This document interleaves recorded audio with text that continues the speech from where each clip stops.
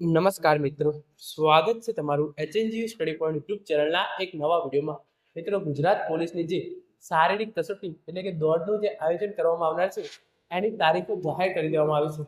એના રિલેટેડ ખૂબ જ મોટા સમાચાર આવી રહ્યા છે. એના વિશે આપણે આજના આ વિડીયોની અંદર વાત કરવાના છીએ. મિત્રો, HNG study point YouTube channel દ્વારા પોલીસ ભરતીની તમામ માહિતી સૌપ્રથમ અને સચોટ રીતે પૂરી પાડવામાં આવે છે. ભવિષ્યમાં પણ આવી તમામ માહિતી મેળવવા માટે ચેનલને અત્યારે જ સબસ્ક્રાઇબ કરી લેજો. તો હવે શરૂ કરીએ આજનો વિડીયો. તમે જોઈ શકો છો, શારીરિક કસોટીની તારીખ જાહેર કરવામાં આવી. લોકરક્ષક અને પીએસઆઈ બંને માટે ગ્રાઉન્ડની જે નવી તારીખ છે એ જાહેર કરી દેવામાં આવી છે. તમને ખબર હશે એ પ્રમાણે જે આઈપીએસ હસમુખ પટેલ સાહેબ છે એ જીપીએસસીના નવા અધ્યક્ષ બની ચૂક્યા છે અને એના કારણે જે છે એ એમની જગ્યા ખાલી હતી. તો જે ગુજરાત પોલીસ ભરતી બોર્ડના નવા અધ્યક્ષ છે એની નિમણૂક હજુ સુધી થઈ નથી, પરંતુ જે આ તારીખો છે એની જાહેરાત કરવામાં આવી છે. તો તમે જોઈ શકો છો, પોલીસ ભરતી દોડની તારીખ જાહેર. તો આપણે આગળ જોઈએ તો તમે જોઈ શકો છો, પોલીસ ભરતીની શારીરિક કસોટીની તારીખમાં ફેરફાર. એટલે કે પહેલા આ કસોટી છે એ એટલે કે પહેલા જે આ દોડ છે એનું આયોજન જ્યારે હસમુખ પટેલ સાહેબ અધ્યક્ષ હતા ત્યારે 25 નવેમ્બર આજુબાજુથી શરૂ થનારું હતું અને એના 10 દિવસ પહેલા જે છે એક કોલ લેટર બહાર પાડવાના હતા. પરંતુ એ જે છે એ 25 નવેમ્બર તો જતી રહી ઓલરેડી, તો પણ હજુ છે એ શારીરિક કસોટી યોજાઈ નથી, કારણ કે એ હવે જીપીએસસીના ચેરમેન બન્યા છે અને આ કારણે એમની જગ્યા ખાલી છે. એના કારણે આ ભરતી છે એ અટવાઈ રહી છે. તો એની જે નવી તારીખો છે તમે જોઈ શકો છો. શારીરિક પરીક્ષાની તારીખોમાં ફેરફાર. ડિસેમ્બરમાં લેવાશે પોલીસ ભરતીની શારીરિક પરીક્ષા. શારીરિક પરીક્ષાની તારીખમાં ફેરફાર.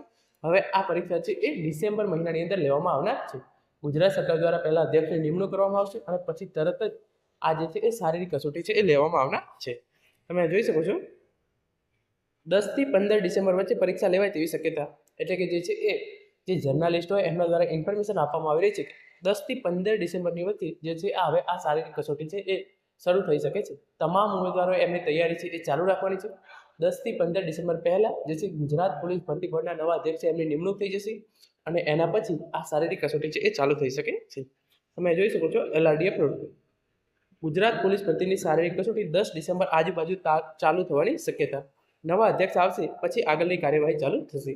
એટલે કે 10 ડિસેમ્બર પહેલા ગુજરાત સરકાર છે એ ગુજરાત પોલીસ ભરતી બોર્ડના નવા અધ્યક્ષ છે એમની નિમણૂક કરી દેશે અને એના પછી 10 થી 15 ડિસેમ્બર આજુબાજુ જે છે આ શારીરિક કસોટી છે એ લેવાનું ચાલુ થઈ જશે. પહેલા 25 નવેમ્બરે ચાલુ થવાની હતી શારીરિક કસોટી, પણ અધ્યક્ષ હસમુખભાઈ પટેલ સાહેબ જીપીએસસીના ચેરમેન નિમણૂક થવાને કારણે પોલીસ ભરતી બોર્ડને નવા અધ્યક્ષ મળશે.